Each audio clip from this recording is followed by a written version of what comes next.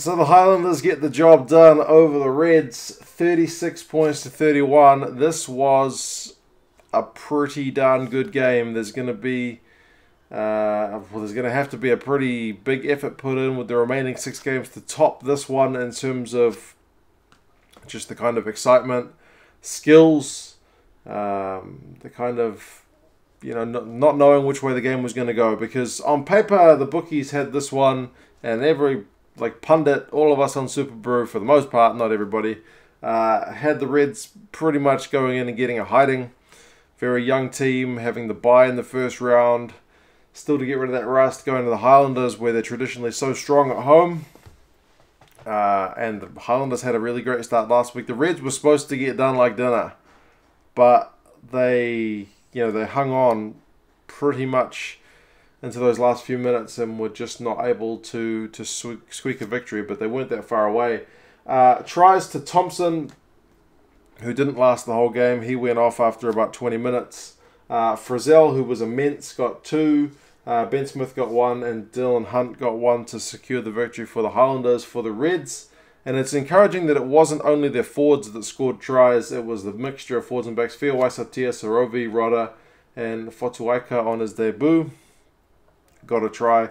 Interestingly, though, not able to get any points, in terms of tries, after that 57th minute, which is, I suppose, a wee bit of I don't think they got any penalties after that either. A wee bit kind of disappointing that, 31 points after 57 minutes and not able to get any more. But still, if you're a Reds fan, you got to be pretty happy with the fact that you went down to Dunedin and pushed that team right until the end, and picked up a bonus point, which is a very fair result.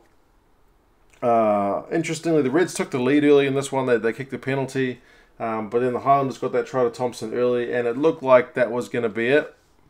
But Fiawaisatia got his try, Frizzell got his try. It was always kind of back and forth in this one. There was a lot of these times when one team would score, like Sarobi in 39, Frizzell in 43. That's on the other side of half time.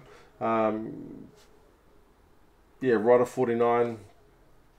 I guess the Reds did at one point, they were down by a wee bit. What was the score? 24-10 at one point after Ben Smith got his try. That was kind of at the point where you thought the Reds were done, and the commentators were talking about them being tired, but they found a bit of a second win. Sarovi's try just before half-time certainly added a bit of, I guess, fighting spirit. Halftime stats, it was fairly even, run meters 283 to 289, so the Reds actually slightly edged it.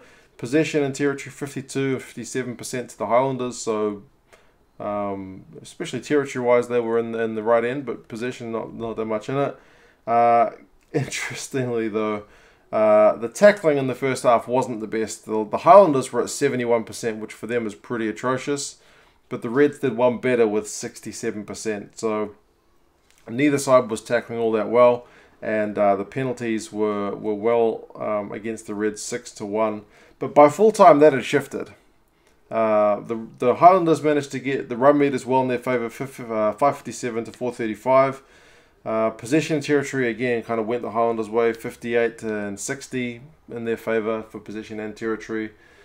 So they were able to get a bit of dominance, but one area where the Reds were able to improve, and we noticed that with some of the hits they were putting in, the tackling percentage went up to 82 from 62 in that first half. They ended up making 119 tackles after only making 30 odd in that first half. So they were under the pump a wee bit and managed to up their game. Highlanders' tackling percentage went up to 75% from 71, so not that much of an increase, but it was physical from the Reds. You could feel their defense, they would put a shoulder in, and still legal tackles, but very physical, and I guess that's what Brad Thorne wants from his players. But it wasn't just all physical defense. There were some pretty slick skills. Matt Faddis, he had a couple of slick breaks. He had one magic offload. He had a rip in defense, so that guy was everywhere. Frizzell again was everywhere. Jordan Pataya for the Reds, that guy's got some serious gas. He's only 18. He's coming along really nicely, so there really were some good skills. I mean, Rodder's try was just end-to-end stuff. The Highlanders could have scored at one end, and then on the turnaround, the Reds ended up going pretty much length of the field. The ball was loose. It was being kicked around, and it was just crazy. Like, if you had to watch one game of Super Rugby this week, the other 6 haven't happened yet, but I would be recommending this one because, yeah, it was supposed to be all one-sided, but it ended up being a proper close game. There was a bit of kind of, I guess the ref, you could call him a little bit lax, like he let a fair bit of stuff go. Each team seemed to have a try that was marginally forward, but at least he was consistent for both. Like, he let the Highlanders one go, and then when the Reds had one not that long after and the crowd booed, he didn't, like, because the crowd's booing, I'm going to turn this try over. He didn't do that, so at least he was consistent. The penalty count at the end of the game was 8 to the Reds, 6 to the Highlanders. So a fairly low game in terms of penalties conceded, and that's what I mean by him being a bit lax. That's probably what added to the spectacle a wee bit, in that the players, sometimes when the refs lax, go a bit stupid. They really bend the rules and get away with some dirty stuff. This one didn't seem to be kind of dirty. It was just frenetic, which was, yeah, very easy on the eye. But yeah, man, both coaches will be pretty disappointed with their lineouts. The Highlanders were only operating at 71%, the Reds at 62%. That's not really acceptable at this level, so they will definitely need to be improving. I don't know what the crowd was. If anyone knows the attendance, let me know. But the zoo section, at least, where all the students, seemed to be pretty full. Yeah, Reds have got a big scrum, but it wasn't able to get complete dominance. There were other scrums that seemed a bit quiet.